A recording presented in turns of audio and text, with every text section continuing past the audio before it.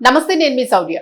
విదేశాలకు వెళ్లి వచ్చిన ప్రధాన అర్చకులు ఇక్కడ భారతదేశంలో ఉన్న ఆలయాల్లో గర్భగుడుల్లోకి వెళ్ళడానికి వీల్లేదు అని చెప్పేసి ఒక తీర్పు అయితే రావడం జరిగింది.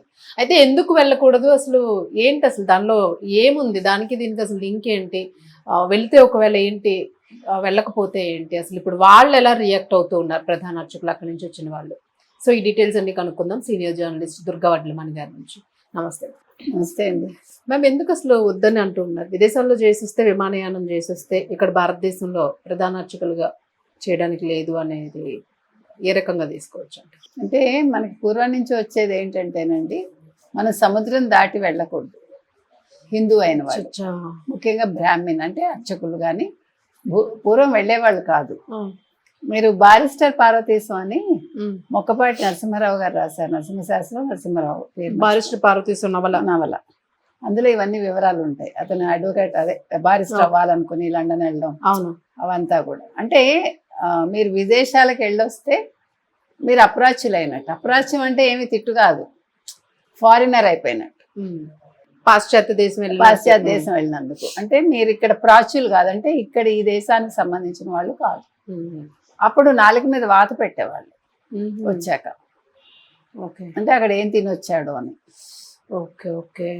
ఏం అప్రాచ్య పనులు చేశారు అంటారు కదా, అప్రాచ్యపు విధవ అనే వర్డ్ బాగా వింటాం కదా. అది ఏమి కాదు, ఓన్లీ ఇదే వాడు అని.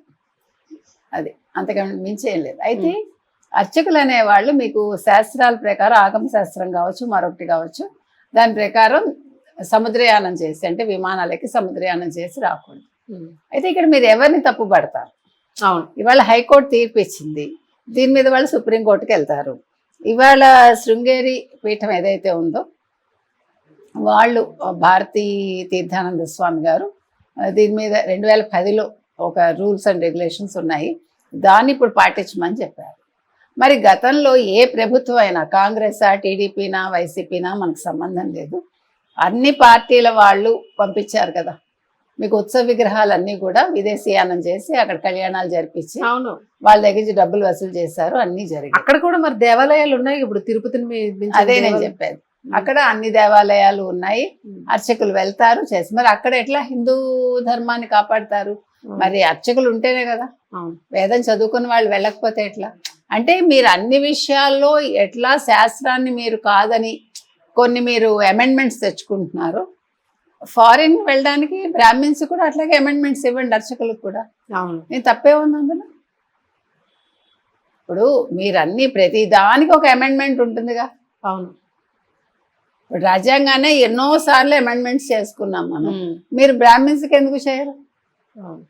ఇప్పుడు వాళ్ళు వెళ్ళి అక్కడ ఏమి అప్రాచ్య పనులు చేయరుగా. చేసేవాడు ఎక్కడున్నా ఎక్కడున్న వాళ్ళందరూ నిష్ఠగా ఉంటారు కాబట్టి వాళ్ళు అక్కడ అర్చకత్వానికి వెళ్తున్నారు.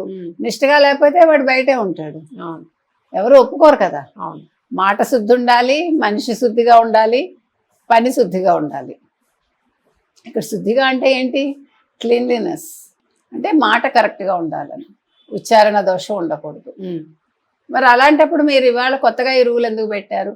మరి ఆ రోజు తీసుకెళ్ళిన వాళ్ళ మీద కూడా మీరు చర్యలు తీసుకోవాలి. అవును, అప్పుడే ఖండించాలి. అప్పుడు మీకు తెలుసో లేదో, ఈ రకంగా కళ్యాణాలు చేయించినప్పుడు చాలా స్కాములు జరిగాయని కూడా వచ్చింది. మీకు ఈ తానా ఆట ఇలా చాలా ఉన్నాయి కదా, వాళ్ళకి సంబంధించిన వాళ్ళు వచ్చి తీసుకెళ్తారు వీళ్ళని. అంటే స్వామి కార్యం స్వకార్యం వాళ్ళకి. అప్పుడు టికెట్లు పెట్టి ఇన్ని $లని వాళ్ళ చేత కొనిపించి కళ్యాణాలు చేయించారు. మరి ఇంక మీదటప్పుడు మరి మీరు ఇక్కడి నుంచి విగ్రహాలు మరి విదేశాలకు పంపిస్తారా? అది కూడా పెద్ద క్వశ్చన్. అసలు విగ్రహాలు దేవుడే కదిలి వెళ్ళకూడదుగా. ఇప్పుడు మీరు అక్కడ ఎక్కడి నుంచో వచ్చిన మతాన్ని పాటించే పాస్టర్లకి ఏమీ కండిషన్స్ ఉండవు. అక్కడి నుంచి ఎక్కడి నుంచో వచ్చిన ఒక మతానికి సంబంధించిన ఇమామ్స్కి ఏమీ ఉండవు. వాళ్ళు ఆస్తులంతా పెంచుకోవచ్చు, వాళ్ళ దశంభాగాలు తీసుకోవచ్చు, లేకపోతే వాళ్ళకి వక్ఫ్ బోర్డులు ఉంటాయి, వాళ్ళని ఎవడూ ప్రశ్నించకూడదు, వాళ్ళ సంపద వాళ్ళకే ఉంటుంది.